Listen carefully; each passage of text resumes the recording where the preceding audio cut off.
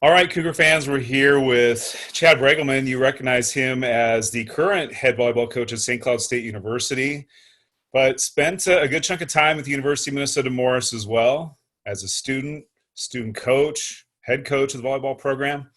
Very familiar with Division III athletics. He spent a long time in the Division III world as a coach, not only here at UMM, but also at Colby Sawyer University.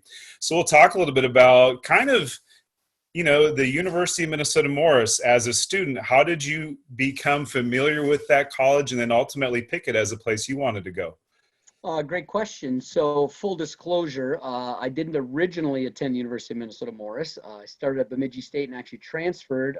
My now wife, but at the time girlfriend, was a student at Minnesota Morris. So actually followed her there. The official line to my parents was it's closer to home and better education. The unofficial line was thought it'd be a better idea for our relationship to continue to grow. So we've been now mostly happily married for 20 years. So it's a pretty good decision on my part. But what attracted me to school was obviously the great liberal arts education, business program. I was a management major as an undergrad and then added a second major, sport management and economics minor. So all those opportunities I thought presented themselves were too good to pass up. So then where does the volleyball come in? I mean, like myself, I never got an opportunity to play in high school. It wasn't offered at Breckenridge High School where I went to school, but I ended up hanging around the game. So what was your track, your way into becoming involved with the volleyball program?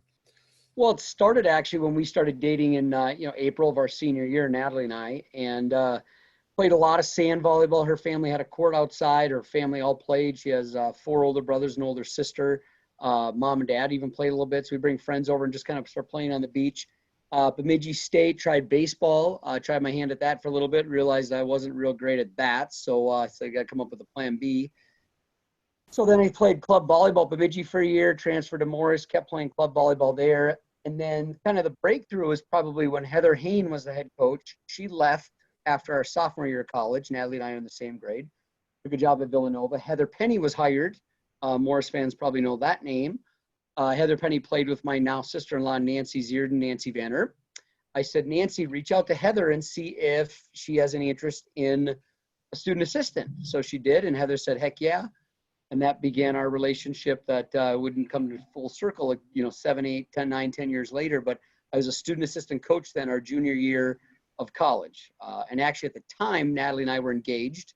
And then the next summer we got married. So actually her senior year, she was Natalie Braegelmann. So all those scouring the Cougar volleyball record books, that would be the story behind that. So couldn't get my name in the record books on my own. So I had to marry someone and get a name change and get her in the record book that way. So that's kind of how I got started doing volleyball, and really remember thinking I always loved sports, big sports fan, not always the best athlete. And remember thinking kind of end of my junior year of the fall season and said, you can make a living doing this. This is great. So let's see what happens. And then transferred to or graduated from Minnesota Morris and then did my graduate work at Northern State for a full year. It was fall, spring, summer 1, summer 2, and then got my degree there. And then, like you said, transitioned off. And I think that's where I first met you, Chad. I was a student assistant at Southwest Minnesota State for a year, and I remember heading out to Aberdeen for my first time and seeing that the large monstrosity of a gymnasium they had out there for athletics, and a long-standing pillar of that university to this day.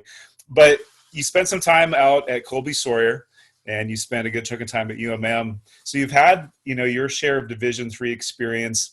For those who maybe aren't familiar, what's the selling point, the message to those student athletes who are looking at a Division III university but perhaps aren't familiar with what that really means? What was the message that you conveyed to your recruits about a Division III? Sure. Well, I think the one thing that some people think is, well, they're not as competitive or it's not as good. And I'm like, we kind of tried to put the kibosh to that right away. The women I coach at Division III were just as competitive as the women we coach now at Division II. In fact, sometimes even more so. I think the message you tried to convey was we just talked a lot about the opportunity to play, the opportunity to compete at a high level, a group of friends that you had, a commitment to a sport that, no offense, but old lady volleyball is not the same. And we actually do a thing about every other year where I make the seniors get in a circle and we do circle bump one ball, and they just try to keep the ball off the ground. And, I record it, and it's basically just for my humor, and they kind of chuckle at it down the road. But, it's kind of it for some of them. It's your last chance to really be competitive. So to play Division III volleyball versus nothing, we thought that was a good opportunity.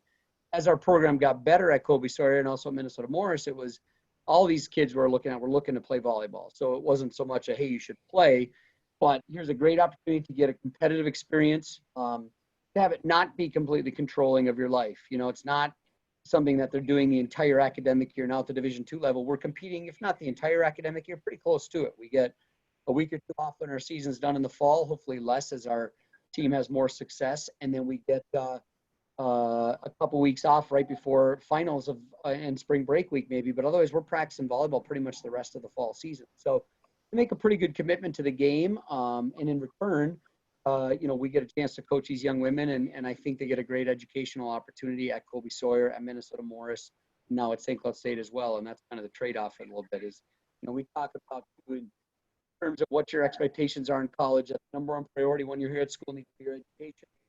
Number two is volleyball, and then number three is social. So if you can kind of prioritize things that way, and you're okay giving up some, roommates watching movies, or Friday night in the dorms, hanging out, that kind of stuff, because you might have to do a little more studying or we're traveling. You can sacrifice those things. I think you can have a real good experience that way. Coach, any memories for you as far as a match, a certain point in a game? Obviously you're a two-time UMAC Coach of the Year, so your teams have been successful both on and off the court. But were any of those matches kind of stood out, or some rivalries that trigger some good matches or good memories? Yeah, I mean, there's a bunch of them that come up. Probably the first one, I think it was the last match I ever coached in the PE Center. Now the Cougar Sports Center, maybe. Is that the correct term there, Joe? Yes, sir. I think in that situation, we were down 2-1. We were down in the fourth, came back and won that. And then the fifth set, I don't remember the exact score. I'm getting old. Maybe we were down 12-7 in the fifth set and came back and beat them 15-13, I believe. And I think it was Kenzie Schaefer ends up running onto the floor after we were up 14-13 or something like that. She thought the match was over, and I grab her and kind of throw her off the floor. And, they tipped the ball right out of bounds. We had some big blocks. Abby Teets was really good. Marissa Eknes had some great kills. I mean, just great opportunity there, and great fun with her. Emily out in that match. And then the other one was we beat Northwestern on their court. At Morris, when I was there, it didn't happen a whole lot. So come in the locker room, and before the game, we did kind of inspirators of the week. We had been doing that.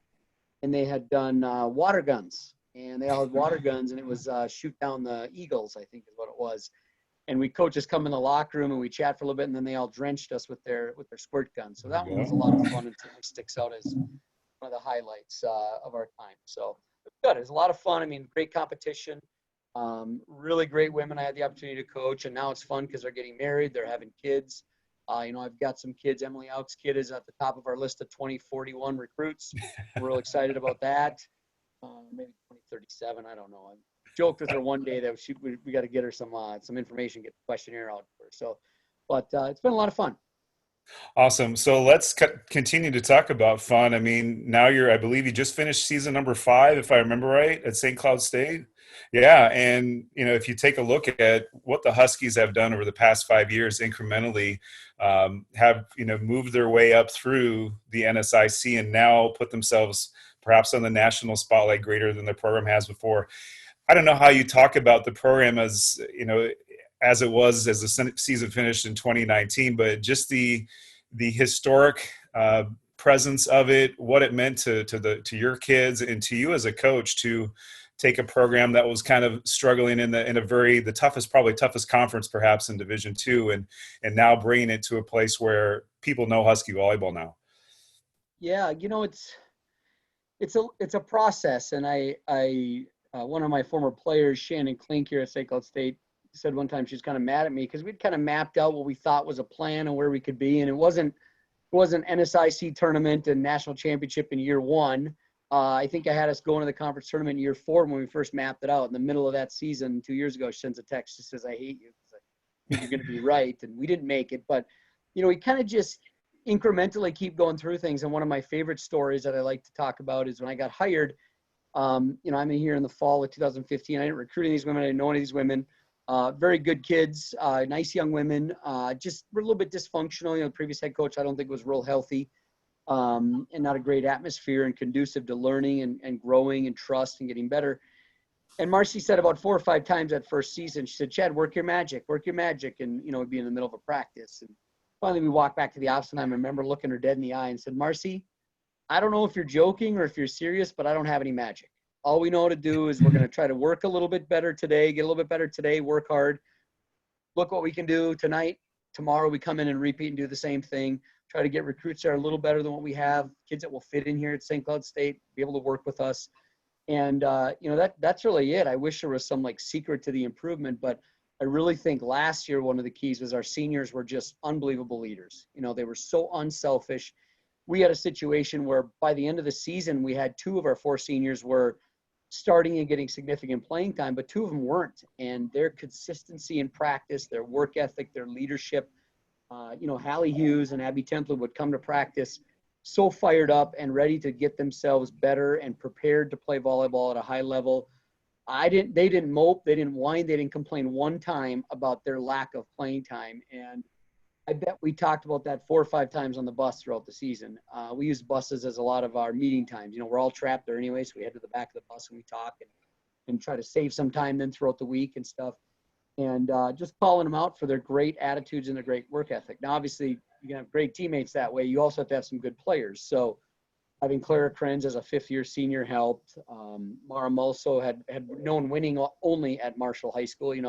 State tournament as a basketball player a couple times, volleyball player a couple times, some state championships in there. So, we've had women that have had a lot of success. That certainly helped. Lindsay Rachel's a great addition from Maple Lake.